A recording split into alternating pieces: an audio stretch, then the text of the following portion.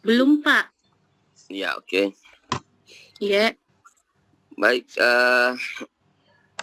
saudara-saudara mahasiswa, Bapak Ibu, untuk kesempatan pagi hari ini saya kira kita lanjutkan untuk pelaksanaan diskusi kelompok yang masih tersisa. Kelompok berapa nih? Kelompok 4 lagi ya? 4, Pak. Iya, Pak. Ya, kepada kelompok 4 saya kira bisa menyiapkan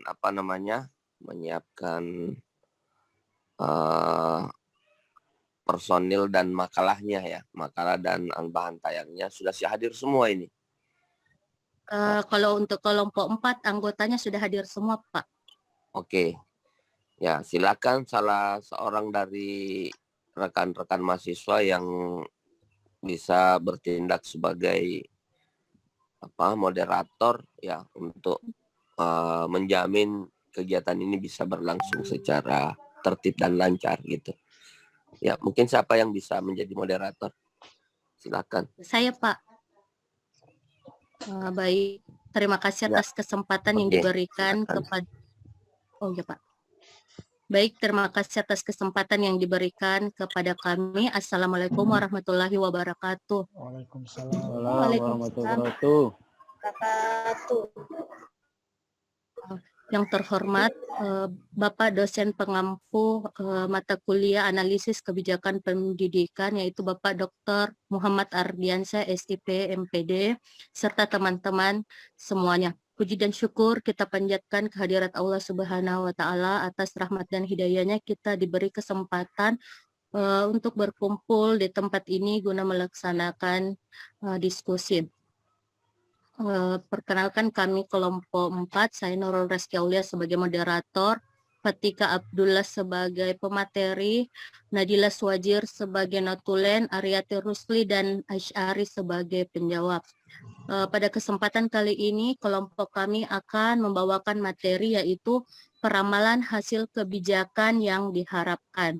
Untuk mempersingkat waktu, saya persilahkan kepada pemateri untuk memaparkan materinya. Aktif videonya saya. Kamu itu ya. Jadi pilih cuek yang gak romantis. Yang romantis itu dulu. Sekarang pernah. Oh, lupa tanya sih. Trauma Mary yang romantis. Kelihatan ya Ibu moderator ya? Ujung-ujungnya Nunji. Kelihatan, Pak.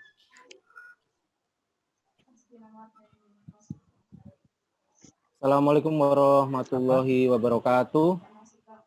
Nomor baru. Waalaikumsalam warahmatullahi wabarakatuh. Waalaikumsalam warahmatullahi wabarakatuh. Yang terhormat dosen pengampu mata kuliah analisis kebijakan publik. Kemudian rekan-rekan semua yang kami hormati, kami selaku kelompok 4 akan memaparkan hasil diskusi kami mengenai forecasting expected policy outcome tentang peramalan hasil kebijakan yang diharapkan. Sebelum masuk pada ranah pembahasan, Utsman bin Affan pernah mengatakan segala sesuatu itu akan binasa. Dan binasanya ilmu adalah lupa pada ilmu itu sendiri. Nah, semoga sepenggal kalimat ini bisa menjadikan kita selalu bersemangat untuk menuntut ilmu dan bisa saling belajar dan mengajar, saling mengingatkan Saya buka tadi agar semangat dalam menuntut ilmu. Saya buka tadi tuh WA.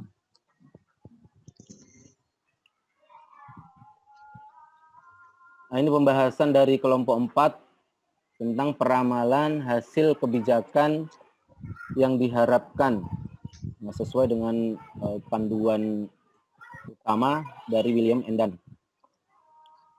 Yang dipresentasikan kelompok kami, kelompok 4, kelas B22, mata kuliah analisis kebijakan publik.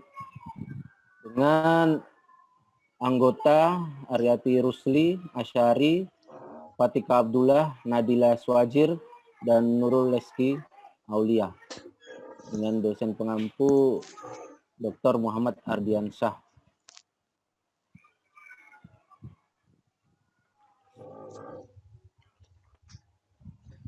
Nah, pada pembahasan utama tentunya dalam gagasan utama, Ada gula.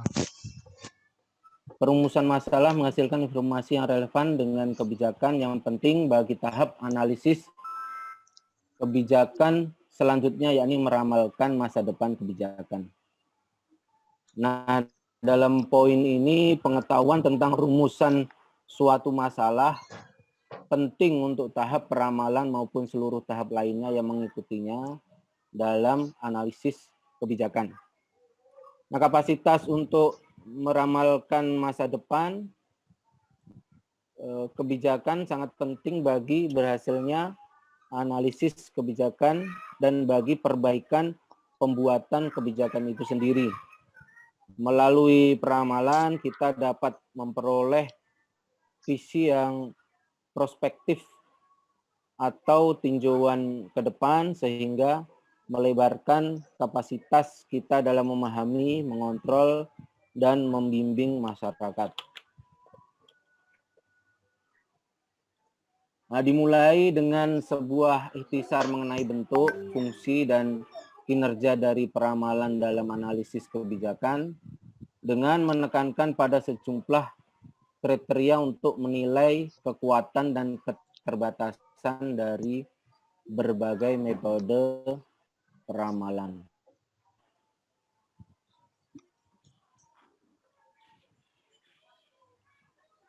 Nah, poin selanjutnya peramalan dalam analisis kebijakan publik.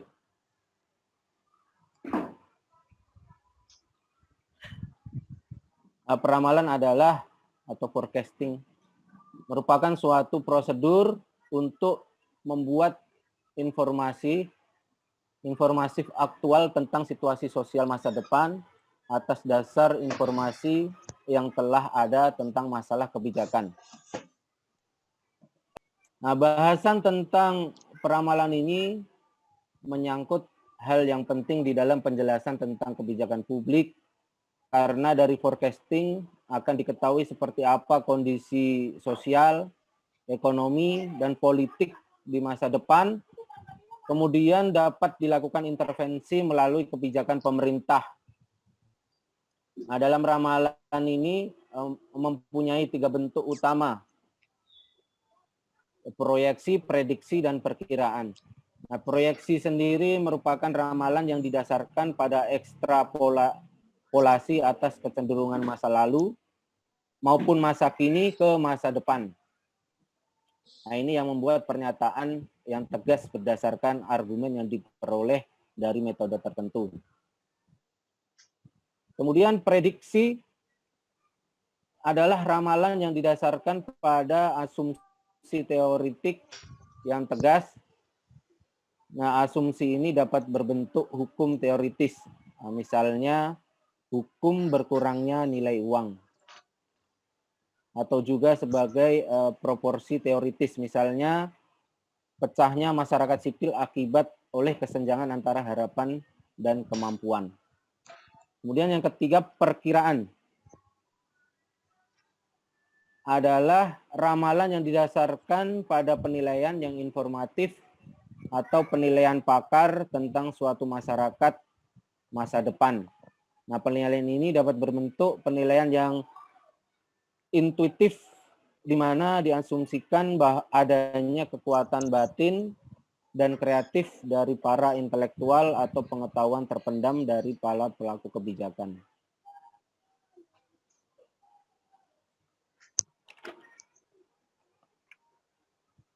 Tujuan peramalan itu sendiri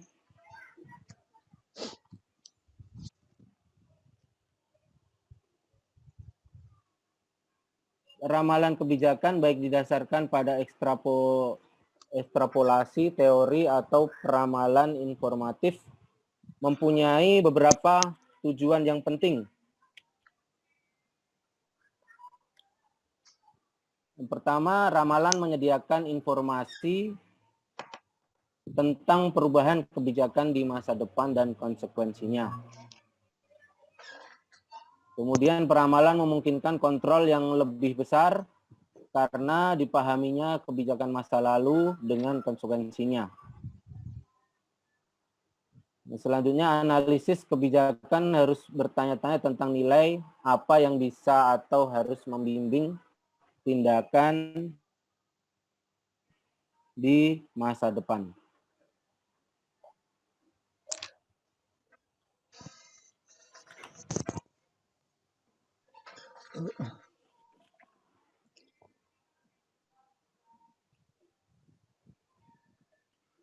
Kemudian dalam ranah keterbatasan forecasting atau keterbatasan ekonomi tidak terduga sehingga mengarahkan ke penting dan sulitnya meramalkan masa depan kebijakan di bawah dengan kondisi terus-menerus yang kompleks, cepat, dan bahkan kacau. Sulitnya peramalan harus dilihat sebagai keterbatasan dan kekuatan dari berbagai jenis ramalan selama setidak-tidaknya 3 dekade terakhir.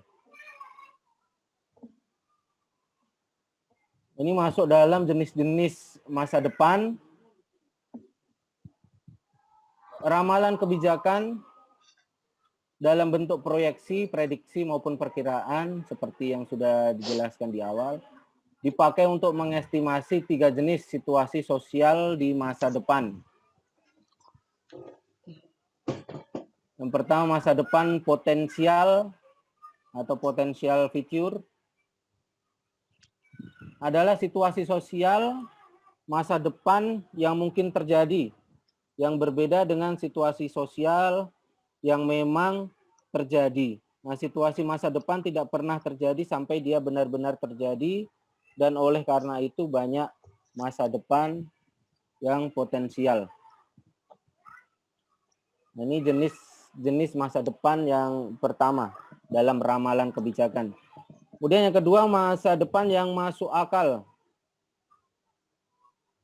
adalah situasi masa depan yang atas dasar asumsi tentang hubungan antara lingkungan dan masyarakat diyakini akan berlangsung jika pembuat kebijakan tidak mengintervensinya guna merubah arah suatu peristiwa. Yang ketiga, masa depan normatif adalah masa depan yang potensial yang konsisten dengan konsep analisis tentang kebutuhan, nilai, dan kesempatan yang ada di masa depan. Nah, penyebutan masa depan normatif mempersempit ruang untuk masa depan potensial sehingga dapat menyambung ramalan dengan tujuan dan sasaran yang spesifik.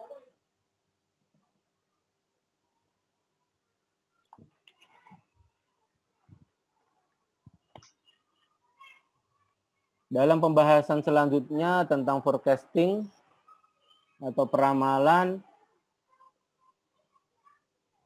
di poin A, mengembangkan dan merumuskan alternatif kebijakan. Nah, sebagai bahan penting dari aktivitas melakukan analisis kebijakan adalah aktivitas melakukan penilaian terhadap berbagai alternatif-alternatif kebijakan yang akan disajikan kepada para pembuat keputusan. Dari hasil penilaian akan menghasilkan informasi menyeluruh perihal konsekuensi dari setiap alternatif yang dapat dijadikan sebagai dasar dalam pembuatan keputusan.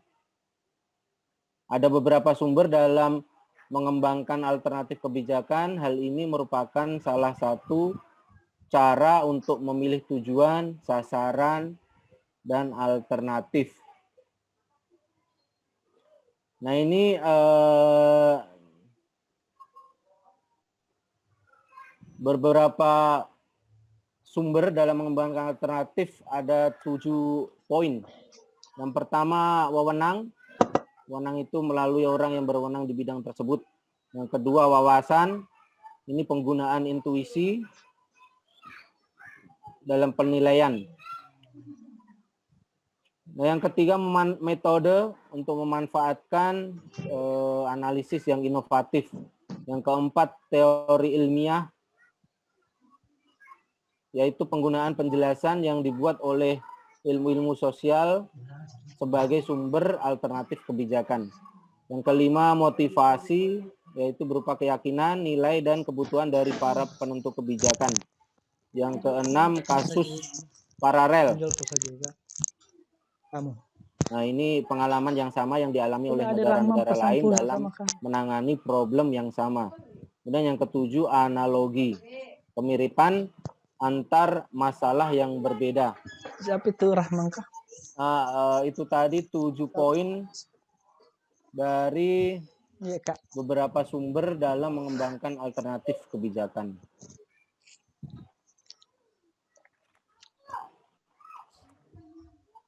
Selanjutnya IB, peramalan dan penilaian dalam alternatif kebijakan.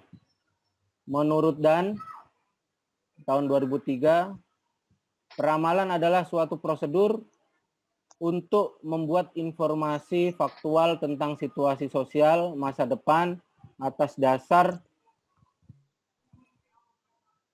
informasi yang telah ada tentang masalah kebijakan. Nah, ini beberapa alasan mengapa perlu dilakukan peramalan atau forecasting dalam analisis kebijakan.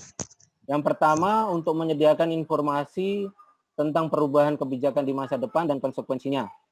Secara umum mirip dengan tujuan riset eksata dan sosial. Kemudian yang kedua, memungkinkan kontrol yang lebih besar karena dipahaminya kebijakan masa lalu dengan konsekuensinya, suatu tujuan yang mengandung arti bahwa masa depan dapat ditentukan dari masa lalu. Yang ketiga, memungkinkan kita membentuk masa depan secara aktif, lepas dari apa yang telah terjadi di masa lalu.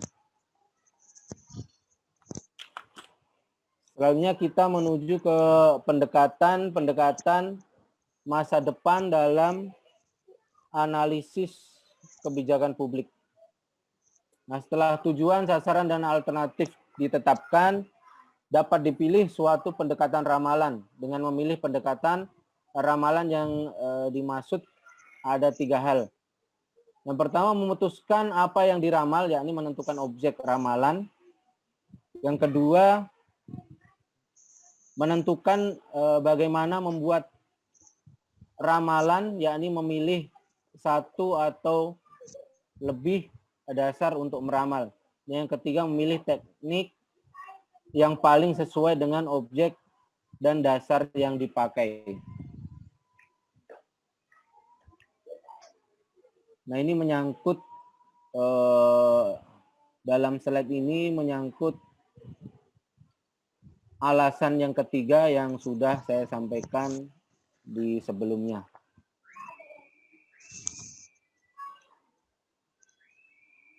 Nah, kita menuju ke metode dan teknik.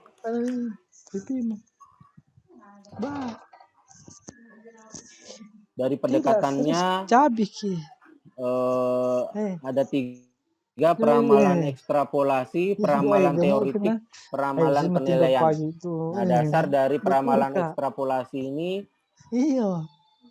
tentang ekstrapolasi kecenderungan. Kemudian teknik yang memadai analisis antar waktu, betul kak, estimasi tren linier, pembobotan eksponensial, transformasi data, katastrofi, metodologi.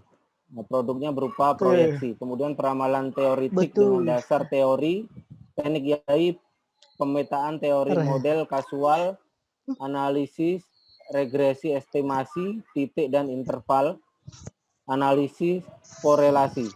Nah, produk yang terdapat di peramalan teoritik berupa prediksi. Peramalan penilaian, dasarnya penilaian informatif dengan teknik yang memadai, DLP konvensional DLP, kebijakan analisis dampak, silang, penilaian visibilitas. Yang produknya berupa perkiraan. Nah, ini metode dan teknik dalam buku William Endan. Nah, ini contoh kebijakan publik dengan basis peramalan analisis kebijakan publik. Ini contoh yang kami tentukan, yang tentunya berbasis peramalan. Adapun untuk beragam bentuk pengamalan dalam contoh kebijakan publik yang ada di masyarakat dalam kehidupan sehari-hari. Yang pertama tentang kebijakan ujian nasional. Yang kedua keputusan undang-undang kekerasan terhadap perempuan. Yang ketiga penerapan sistem zonasi dalam penerimaan siswa baru. Yang keempat pemberian dana BOS. Nah, ini menurut kelompok kami contoh umum kebijakan publik dengan basis forecasting.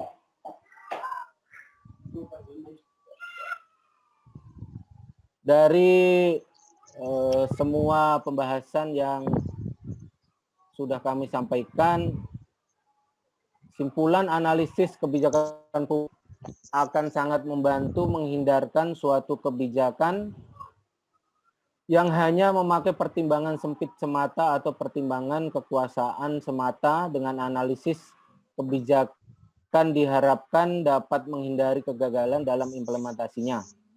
Karena analisis kebijakan memberikan informasi dan argumen yang lebih komprehensif dan dapat diterima publik.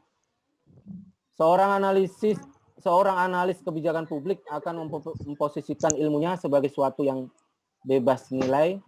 Analis bekerja atas kepentingan publik tanpa ada pengaruh kepentingan politik atau golongan.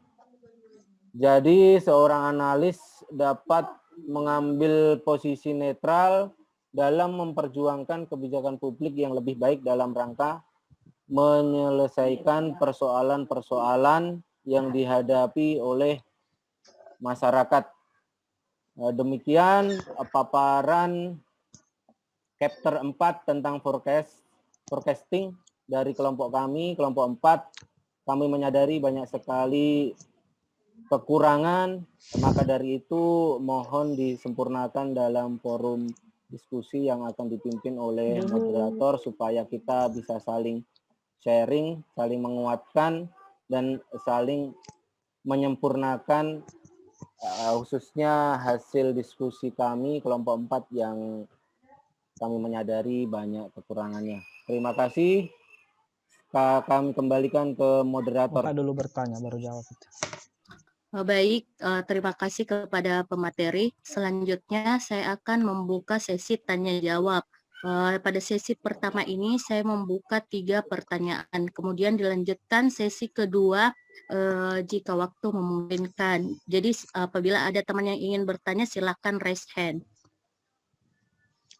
Oke, yang pertama silakan kepada Saudara Arfa Patawari.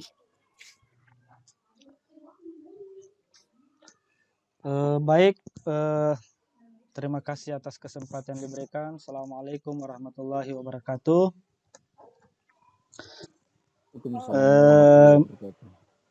Mungkin yang ingin saya pertanyakan terkait materi yang dipaparkan tentang forecaster atau peramalan hasil kebijakan.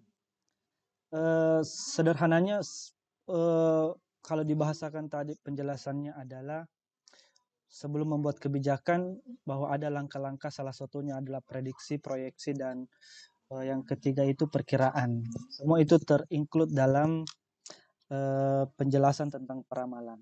Nah, mungkin akhir-akhir ini saya sih sendiri melihatnya bahwa kebijakan yang lahir pada hari ini khususnya di bidang pendidikan, saya melihatnya secara orang awam ya, itu lebih kepada kasuistik. Contoh misalnya kebijakan Kemendikbud dikti tentang pola perekrutan lagi mahasiswa baru untuk masuk di perguruan tinggi. Itu kebijakan keluar karena ada kasus di, kalau tidak salah di Sumatera ya, tentang ada penyelewengan jabatan terkait pola perekrutan. Nah, kalau melihat kasus tersebut berarti kebijakan itu dalam pandangan saya ya tidak melalui peramalan yang komprehensif atau langkah-langkah kebijakan itu lahir dari prediksi-prediksi yang benar menurut saya. Itu yang pertama. Yang kedua adalah apakah peramalan itu ada jangka waktu, misalnya sejauh mana berapa tahun ke depan itu kebijakan yang kita ramalkan akan diberlakukan atau bagaimana. Karena contoh misalnya tentang kebijakan kurikulum yang berubah lagi. Ini baru berapa tahun berubah lagi, mulai dari KBK, kemudian KTSP, kemudian K13, kemudian masuk lagi IKM. Apakah itu melalui proses peramalan, ada jangka waktunya? Karena yang saya lihat secara pribadi yang bergelut misalnya di dunia pendidikan, kebijakan lahir karena faktor satu, ada desakan, ada reaksi yang berlebihan di masyarakat, misalnya di stakeholder pendidikan terkait misalnya kurikulum. Nah itu baru dievaluasi lagi.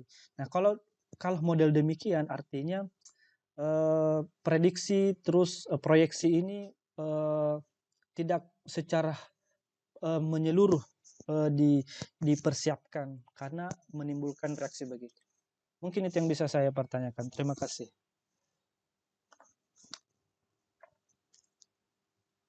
Terima kasih kepada Saudara Arfa Patawari. Selanjutnya pertanyaan kedua saya persilakan Saudari Armiati. Baik, terima kasih atas kesempatan yang telah diberikan. Nah, mungkin bisa Pak Fatihah tampilkan PowerPoint-nya yang bagian mengembangkan dan merumuskan alternatif kebijakan.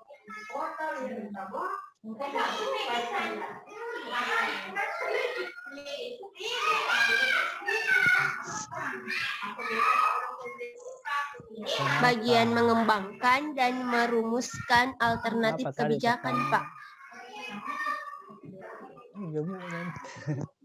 Cabi-cabi. Iya. Nah, di situ ada beberapa sumber dalam mengembangkan alternatif kebijakan. Hal ini merupakan salah satu cara untuk memilih tujuan, sasaran, dan alternatif. Nah, di situ tidak ada yang dipaparkan beberapa sumber. Nah, apa-apa saja sumber-sumber tersebut dalam mengembangkan alternatif kebijakan tersebut dan apakah hasilnya terhadap kebijakan-kebijakan yang telah ada. Mungkin itu dari saya kembalikan kepada Ibu Moderator.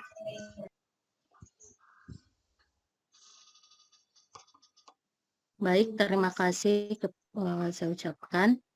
Bagaimana dengan kelompok 4? Atau tambah lagi satu pertanyaan.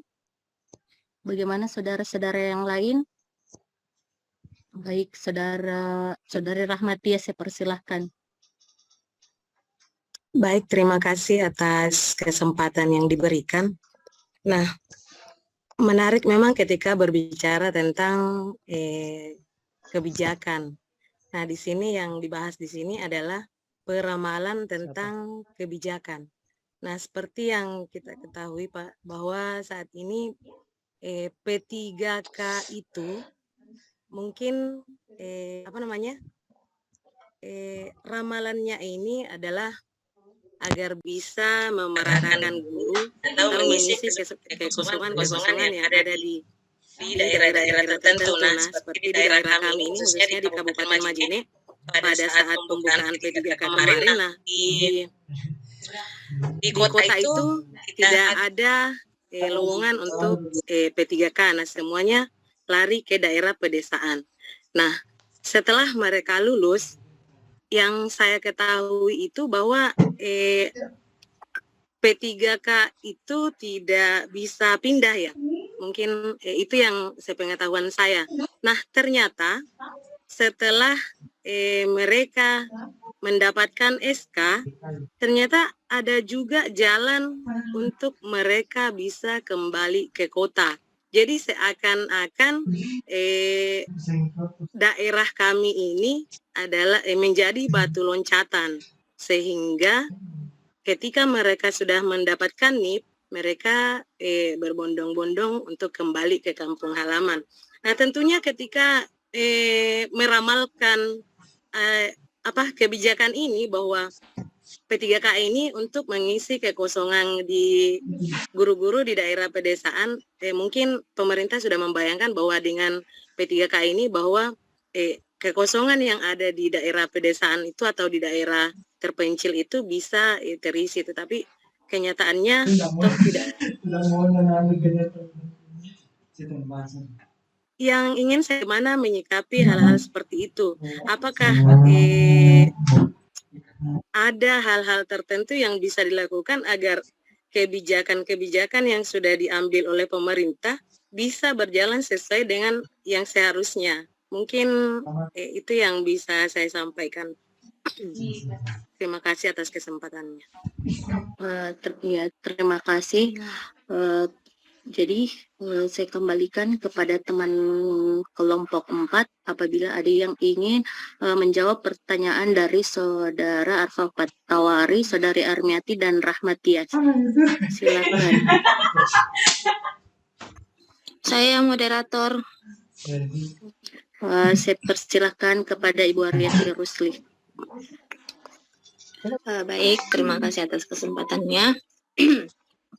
Saya akan mencoba menjawab pertanyaan dari Ibu Armiati. Sebelumnya yang kita tanyakan itu pengembangan dan merumuskan alternatif kebijakan. Seperti yang telah disampaikan oleh Pak Fatih, ada 7 poin. Ada 7 poin yang mengenai pengembangan dan merumuskan alternatif kebijakan. Yang pertama itu yang kita ketahui, 1, wewenang melalui orang yang berwenang di bidang tersebut.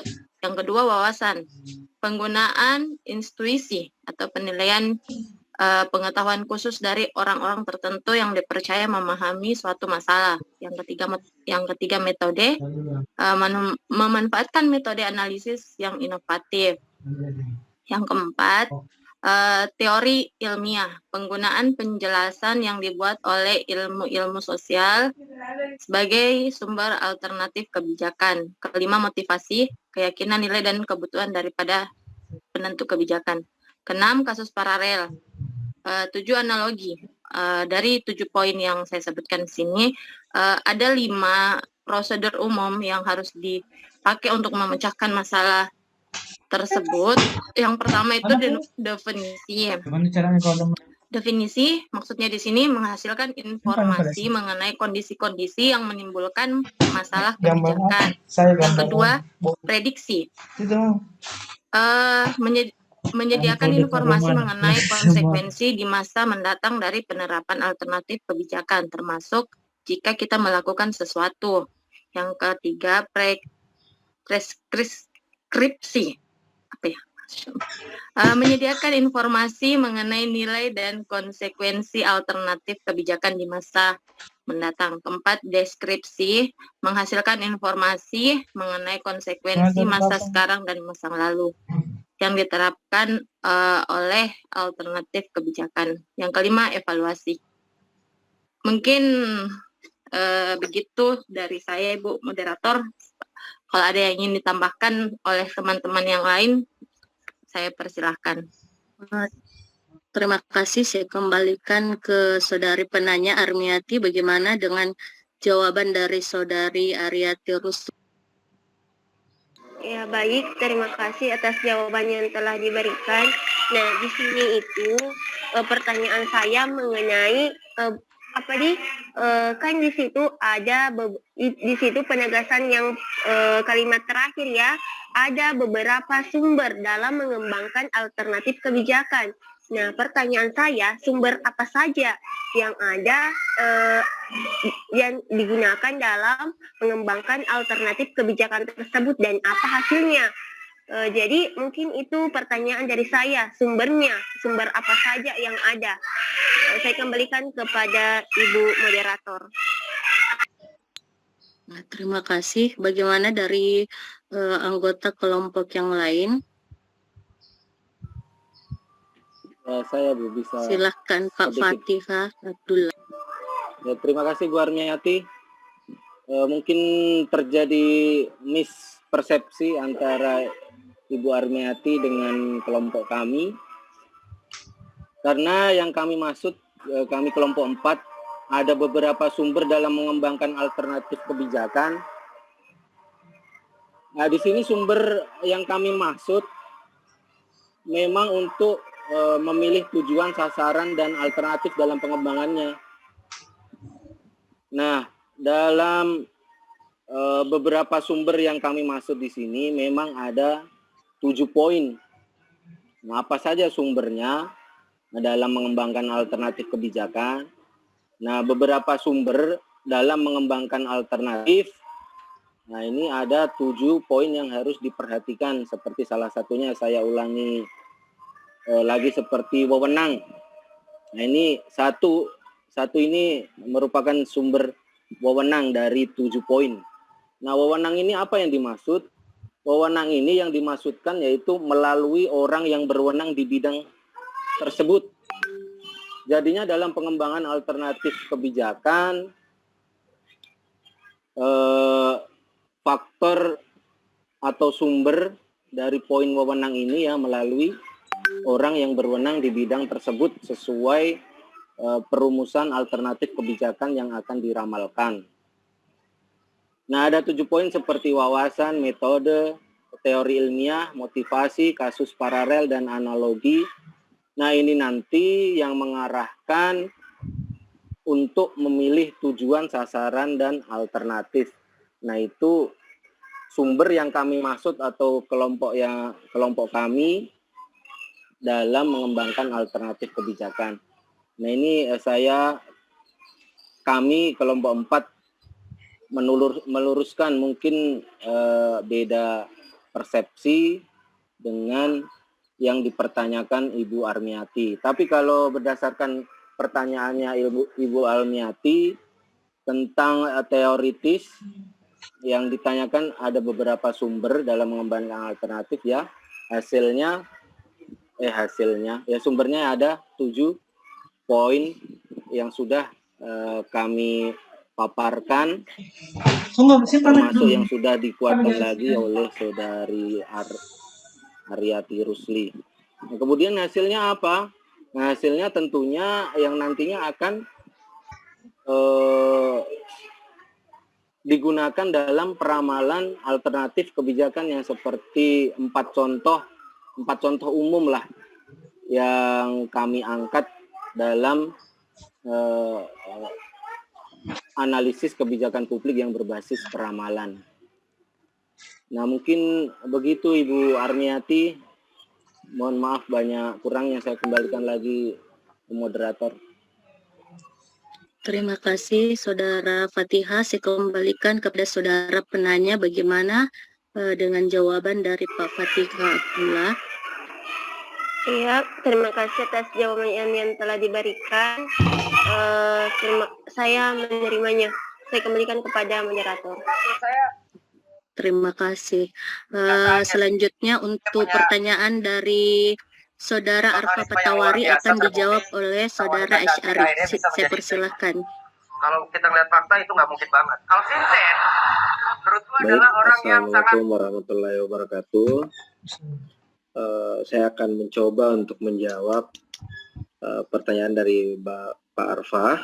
Yang pertama, soal kebijakan perekrutan mahasiswa baru, dan ini sebenarnya saya belum tahu ya gimana kebijakan perekrutan maba yang sekarang sekarang dibuat, karena setahu saya perekrutannya masih sama seperti biasa, ada beberapa ujian SNPTN, SB, dan ujian mandiri bagi kampus-kampus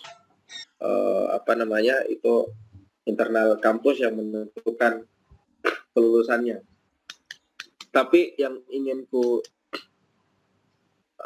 jawab itu pertama adalah tentang waktu kebijakan. Gimana, apakah ada waktu batas kebijakan itu berlangsung gitu? Misalkan kurikulum itu berapa lama baru harus akan diganti.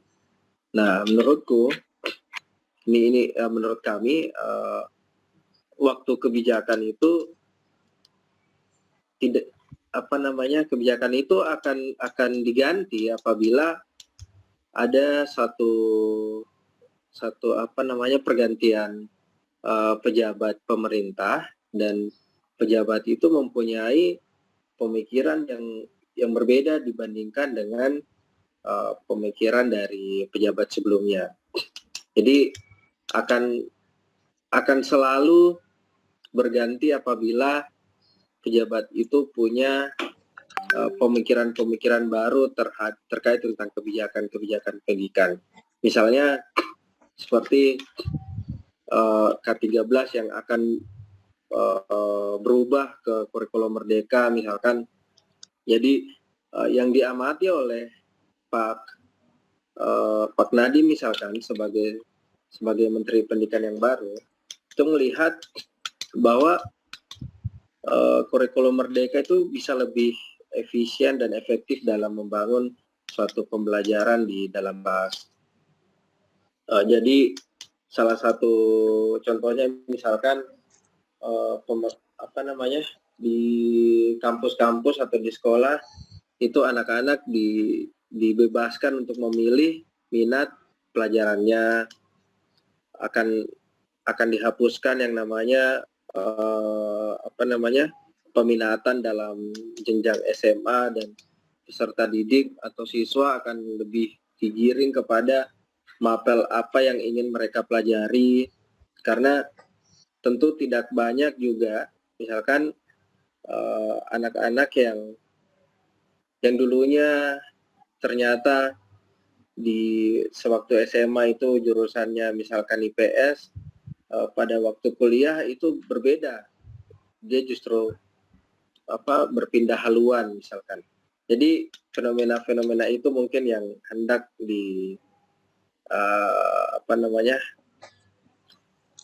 diperbaiki. Dan juga kalau dalam yang saya pernah baca juga di Merdeka Belajar atau kurikulum Merdeka itu, kalau di kampus itu ada yang namanya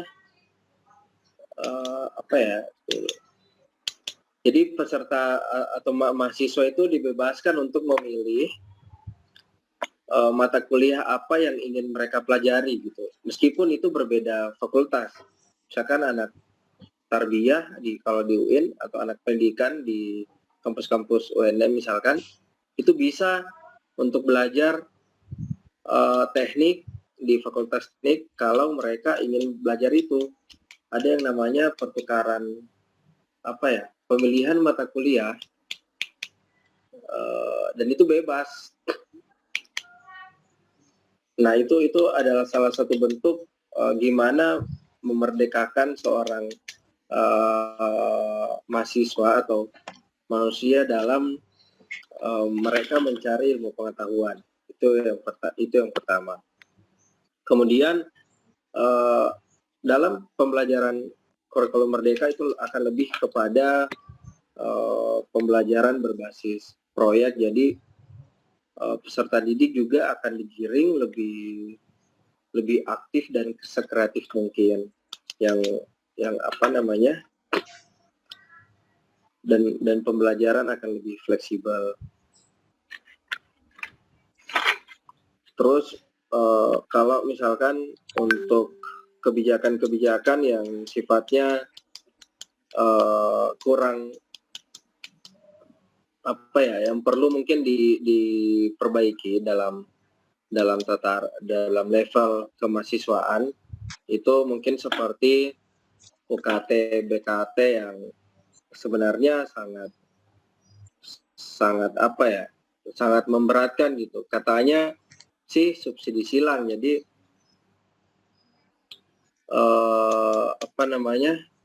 ada kelompok-kelompok tertentu yang akan dikenai UKT tinggi, dan ada juga kelompok tertentu yang dikenai UKT rendah.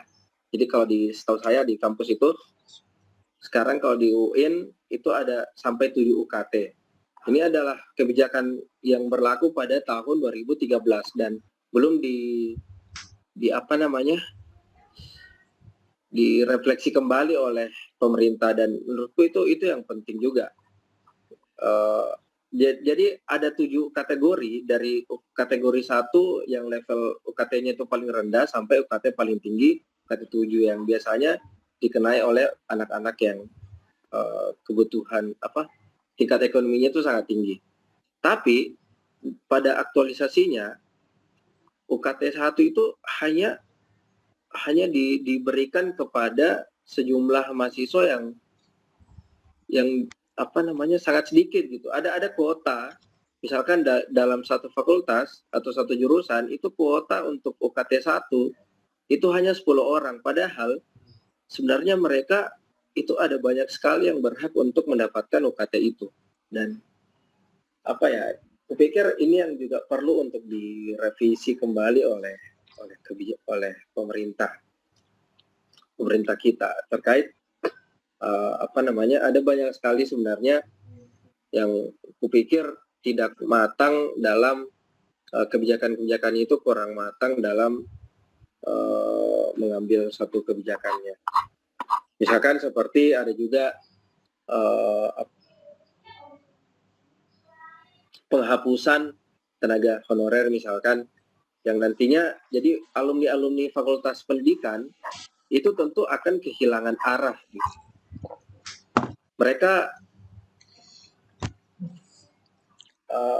mereka kehilangan tempat untuk mentransformasikan ilmu pengetahuan mereka, karena untuk mengajar di sekolah ya harus P3K atau PNS gitu. Dan kupikir itu harus kita bahas bersama di kebijakan pendidikan ini. Terima kasih. Terima kasih kepada Saudara Syari. Saya kembalikan kepada Saudara penanya Arfa Patawari. Bagaimana? Baik, jadi poin pentingnya saya tangkap bahwa kebijakan tersebut bisa kita katakan itu tergantung siapa yang menjabat atau tergantung siapa regulatornya. Jadi seakan-akan bahwa para pejabat-pejabat kita itu ingin meninggalkan legasi yang mungkin bisa dikenang di masa yang akan datang. Tapi bisakah itu kebijakan pendidikan semacam kurikulum itu kita seperti kan ini meramalkan gitu. Misalnya kalau orang bikin jembatan, ini jembatan nanti 20 tahun baru akan diganti atau akan direnovasi. Nah, tapi kan kalau kurikulum tidak begitu. 5 tahun jika berganti pejabat, ganti nama. Padahal sebenarnya sama saja. Konten di dalamnya secara umum sama. Khusus IKM yang notabene katanya guru mungkin siswa lebih sederhana belajarnya, tapi guru dalam hal administrasi tetap lebih ribet. Sama saja dengan K13. Cuman yang namanya saja sih yang berubah. Jadi yang saya tangkap dari penjelasan Pak Syari bahwa kebijakan lahir itu ya dari tergantung pejabatnya, siapa yang menjabat di situ, di Menteri Pendidikan misalnya, ya itu lagi yang membuat kebijakan. Artinya apa kalau seperti demikian? Berarti kita tidak punya grand design pendidikan misalnya sekian tahun ke depan. Jadi siapapun yang menjabat harus mengikut di situ. Nggak bikin lagi kebijakan baru. Nah, karena ini kebijakan pendidikan dalam hal kurikulum ini yang paling sering berubah, mungkin karena ya ini kan yang isu yang paling bagus gitu. Jadi itu saja sih yang saya sampaikan balik. Terima kasih atas penjelasannya dari kelompok 4. Assalamualaikum warahmatullahi wabarakatuh. Waalaikumsalam. Bisa saya nambahkan sedikit? Oh ya, Silakan Pak. ini saya baru ingat sesuatu, tapi mungkin ini lebih kepada, jadi dulu kan sebelum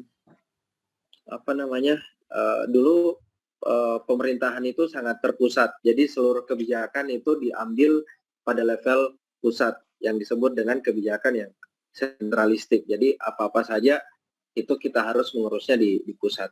Tapi semenjak saya lupa pada pemerintahan siapa, itu mulai terpusat pada daerah-daerah, jadi desentralistik modelnya. Nah, ternyata model kebijakan itu, jadi kenapa dimunculkan model desentralisasi itu karena banyaknya predator-predator korup misalkan yang ada pada level pusat. Nah, ternyata ketika dimunculkan satu kebijakan desentralisasi itu justru memindahkan para predator-predator yang di pusat itu ke level daerah gitu. Jadi sebenarnya dalam satu kebijakan publik itu kita menghindari sesuatu, tapi ini tidak semuanya ya, tapi dia akan berevolusi gitu. Misalkan seperti kebijakan pendidikan juga itu sifatnya dinamis. Ketika ada satu model pemikiran baru, tentu itu akan mencoba untuk diaplikasikan dalam proses pembelajaran kita. Jadi kupikir ya memang dalam kebijakan itu sifatnya dia dinamis dan akan terus berubah, tidak stagnan. Ya. Terima kasih atas tambahannya. Bagaimana Saudari Arfa Patawari dengan tambahan dari Pak Asyari? Terima kasih Pak. Saya kira cukup menarik penjelasan dari Pak Asyari ini. Thank you. Ya, baik. Terima kasih. Selanjutnya pertanyaan dari Saudari Rahmatia. Bagaimana dengan kelompok 4?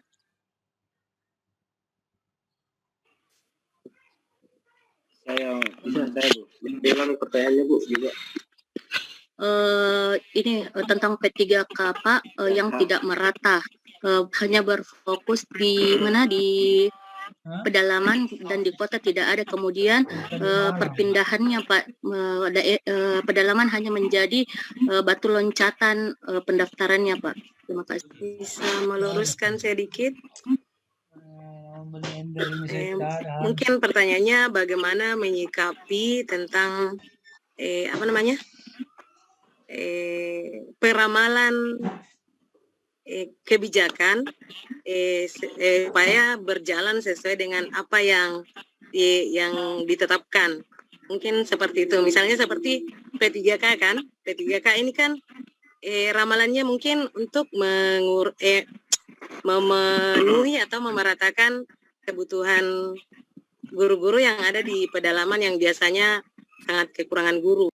Nah, tetapi namun kemudian ketika mereka mendapatkan NIP, seakan-akan ini menjadi batu loncatan sehingga ketika mendapatkan NIP maka mereka kembali berbondong-bondong untuk kembali ke kota. Yang tadinya kan di kota memang tidak terbuka untuk pendaftaran itu, tetapi ketika terbuka pendaftaran semua berfokus ke pedalaman. Nah, berbondong-bondonglah mereka untuk mendaftarkan diri di pedesaan. Nah, sementara yang saya tahu bahwa untuk P3K itu tidak bisa pindah ya. Mungkin itu sepengetahuan saya. Jadi kira-kira bagaimana menyikapi hal-hal seperti itu sehingga ramalan kebijakan itu bisa berjalan sesuai dengan yang seharusnya. Mungkin seperti itu, Pak. Saya Bu. Silakan Saudara Fatihah Abdullah. Ya, terima kasih. Saya mulai dulu nanti biar diperkuat sama teman lainnya.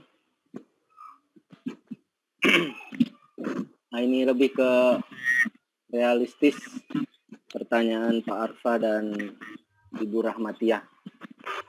Memang tidak bisa dipungkiri, bukan rahasia lagi mengenai fenomena yang sudah disampaikan oleh Ibu Rahmatiah. Kalau Ibu Rahmatiah berarti mengkorelasikan dengan forecasting yang sedang kita bahas. Nah, akan tapi kalau berdasarkan sepemahaman saya atau kami kelompok 4, kalau dalam PNS khususnya memang tidak boleh mengajukan pindah secara selama 10 tahun minimal. Nah, termasuk juga itu kalau P3K itu tidak bisa mengajukan pindah selama kontrak atau perjanjian yang sudah ditetapkan dengan pemerintah. Nah, akan tapi memang fenomena yang terjadi termasuk di daerah kami itu waktu awal pembukaan formasi itu di daerah-daerah terpencil itu banyak sekali. Dan itu kan secara logika kan memang kalau formasi di daerah dibuka berarti di sana membutuhkan seorang ASN yang terampil atau yang memenuhi standar yang sudah ditentukan. Supaya apa? Supaya bisa membawa perubahan atau manfaat yang spesifik di daerah tersebut. Akan tetapi Ibu Rahmatiah, kita tahu sendiri segala peraturan yang dibuat, hampir segalanya kalau menurut saya pribadi ya, tolong dikoreksi kalau salah, karena saya juga menyampaikan berdasarkan yang sudah saya dengar dari beberapa ahli politik. Peraturan itu pasti ada celah kelemahannya. Pasti itu ada celah kelemahannya.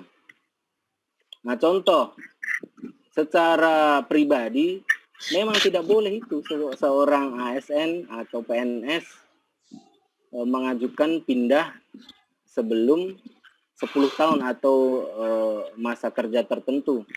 Nah, akan tetapi mutasi itu diperbolehkan selama kita tidak mengajukannya secara pribadi. Artinya stakeholder atau pemerintah boleh mutasi dalam waktu kapanpun sesuai dengan kehendaknya atau kalau teoritisnya ya berdasarkan perhitungannya. Makanya selama ini di pemerintahan yang bermainnya ya begitu. Bermainnya kita tidak mengajukan mutasi secara pribadi. Akan tetapi seakan-akan mereka ini yang dimutasi. Nah, bagaimana kita menyikapinya? Ya tentunya tidak ada pilihan lain selain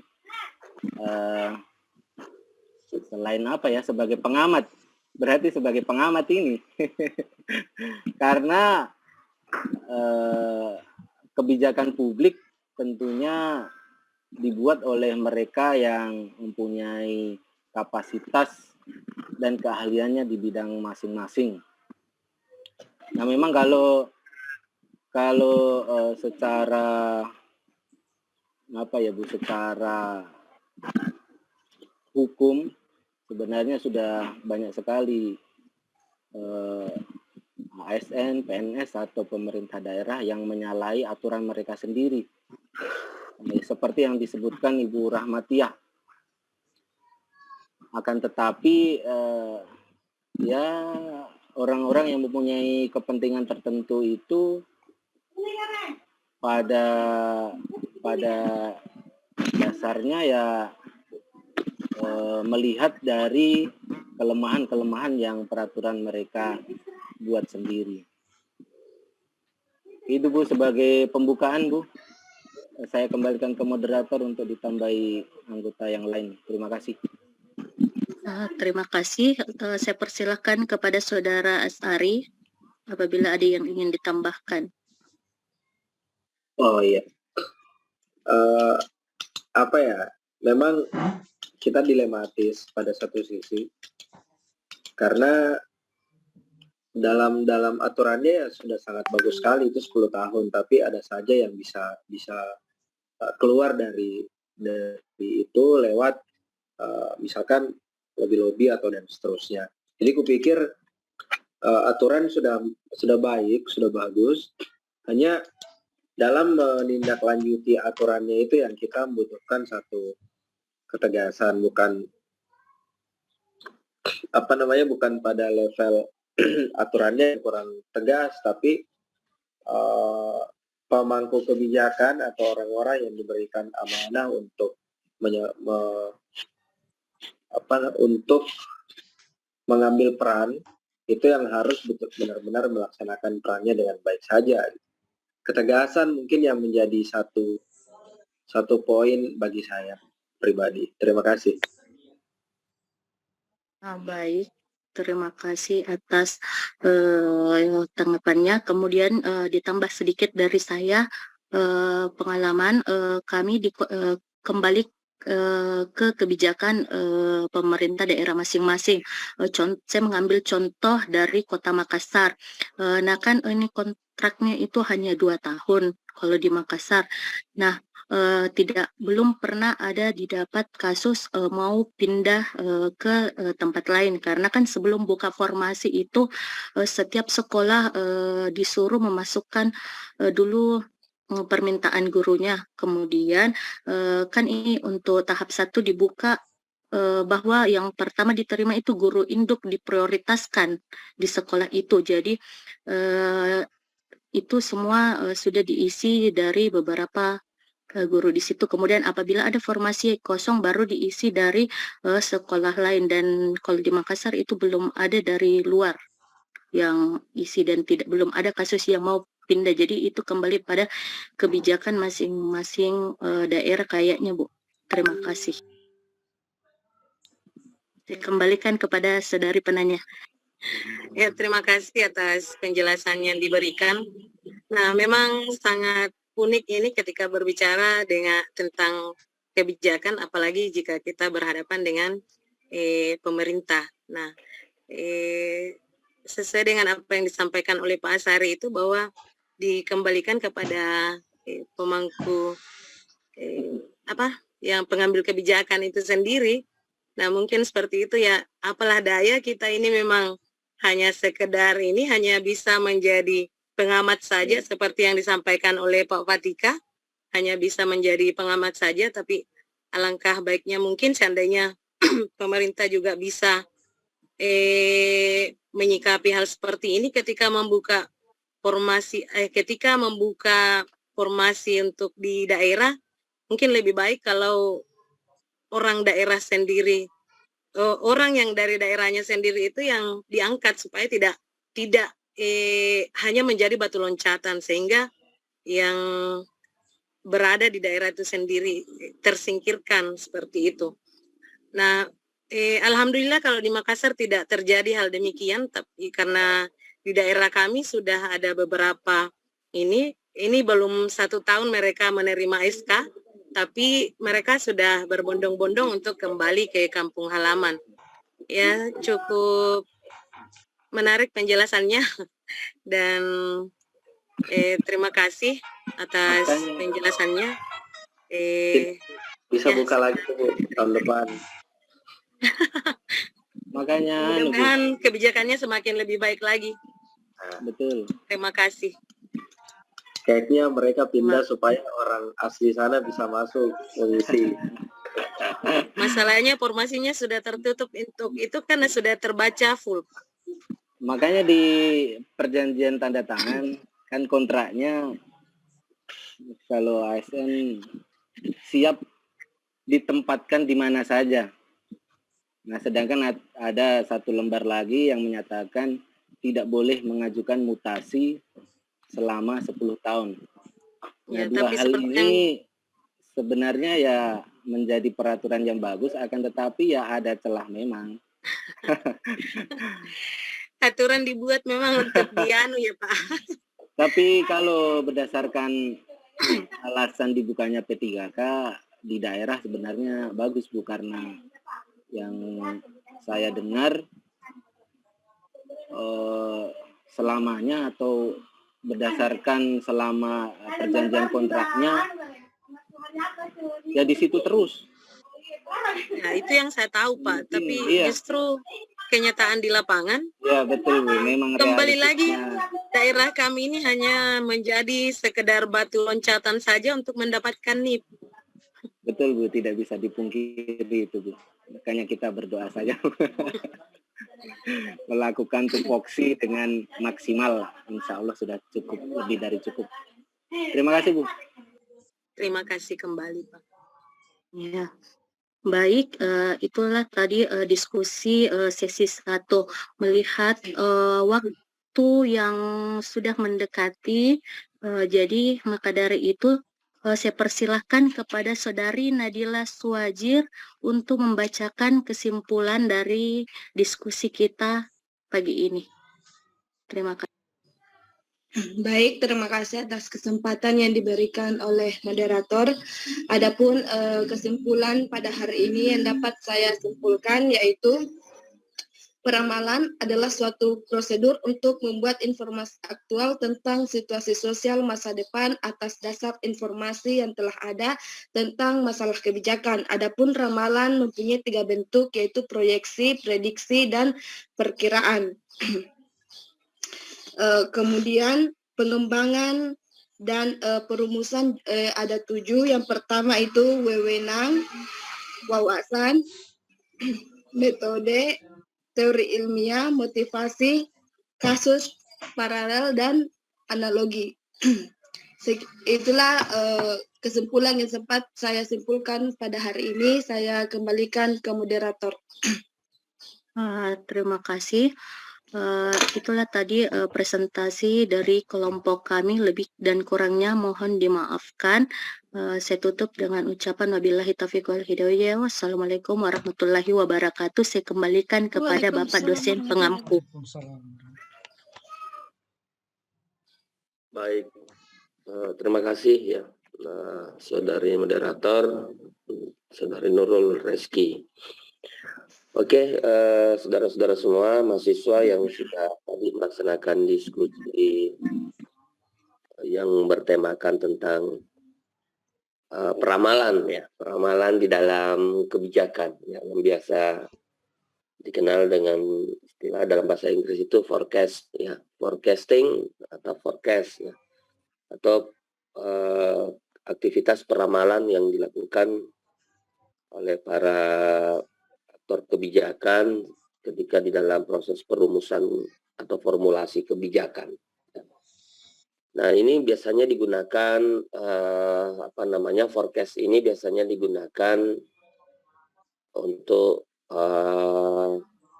melihat potensi-potensi atau kemungkinan-kemungkinan yang bisa saja terjadi ya pada saat kebijakan itu diimplementasikan. Dan biasanya forecast ini itu kalau kita melihat tadi kesimpulannya ya memang bagus sekali ya, bahwa di dalam proses forecasting ini ada 3 yang biasa dilakukan ya, atau yang dilalui. Yang pertama adalah melakukan proyeksi, kemudian melakukan prediksi, dan yang ketiga adalah perkiraan. Ya, saya kira seperti itu ya poin besarnya. Ya. Nah, perlu dipahami bahwa di dalam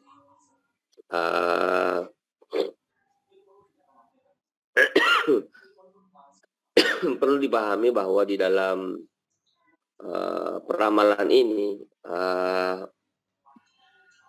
tujuan yang paling penting adalah yang pertama itu forecasting ini akan banyak memberikan informasi mengenai kebijakan-kebijakan di masa depan ya, dan juga termasuk resiko atau implikasinya atau konsekuensi yang ditimbulkan dari kebijakan itu.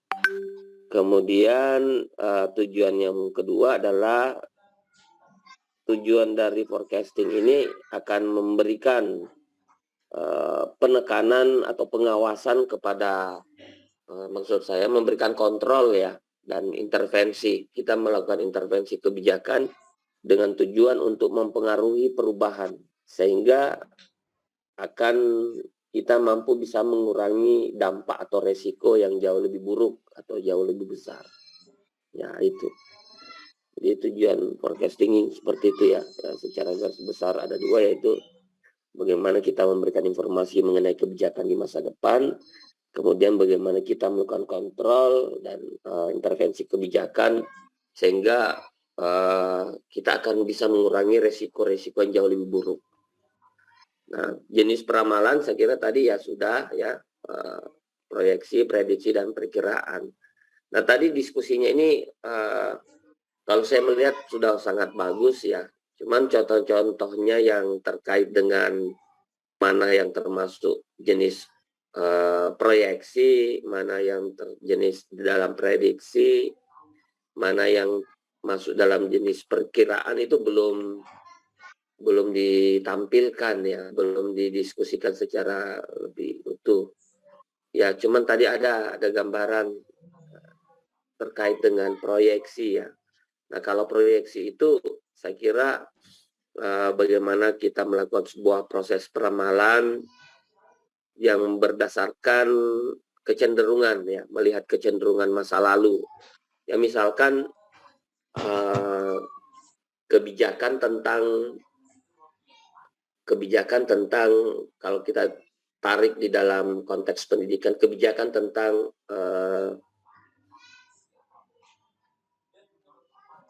angka ketidaklulusannya peserta didik atau siswa pada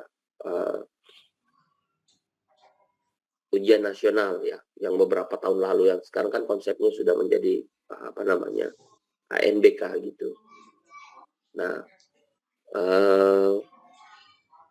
pemerintah melihat bahwa sistem evaluasi hasil belajar yang dilakukan pemerintah secara nasional itu dilihat dari tren kecenderungan di masa lalu ya, ketika ujian nasional itu diimplementasikan ya begitu banyak ya, begitu jomplang angkanya tingkat kelulusannya sangat tinggi. Nah, ini sangat memberikan satu kecenderungan ya.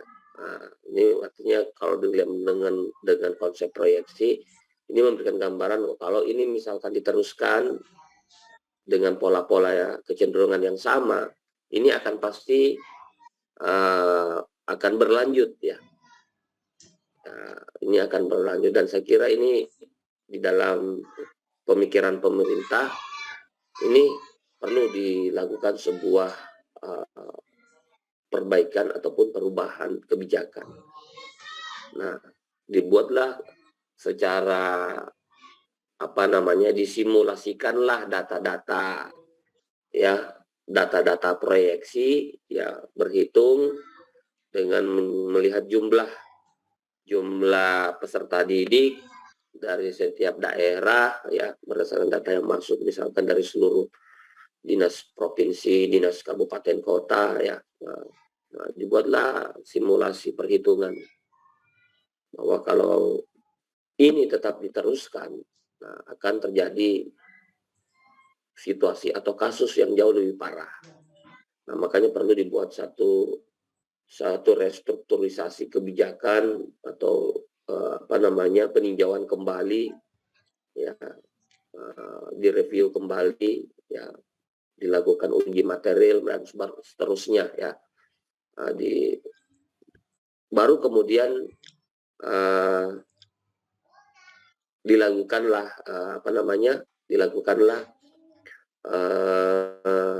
uji publik ya, melihat bagaimana respon maupun sikap masyarakat terhadap rancangan ataupun gagasan kebijakan yang akan mengganti kebijakan yang lama, seperti itu. Nah, proyeksi saya kira sangat erat sekali dengan secara metodik itu erat sekali dengan persoalan perhitungan ya, perhitungan secara kuantitatif ya. Jadi ada menggunakan model matematika, ini paling lazim ini ya. Bisa menggunakan metode-metode aritmatika, metode-metode secara geometrik, ya itu bisa dilakukan seperti itu. Kemudian analisisnya pun ya bisa dengan model regresi, ya. Misalkan kalau kita mau menghitung jumlah angka partisipasi murni dan angka partisipasi kasar di suatu wilayah, ya, APK dan APM dan APK, dan termasuk angka putus sekolah APS dari tahun ke tahun itu bisa kita hitung, ya, jumlahnya, ya. Nah, itu dengan model regresi bisa kita menghitungnya, ya, pergerakan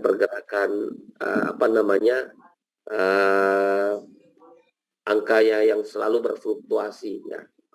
Ada kadang naik, kadang turun, kadang naik, itu bisa kita hitung dengan regresi. Itu kalau kita menghitung jumlah kurun waktu dan jumlah kasus yang terjadi.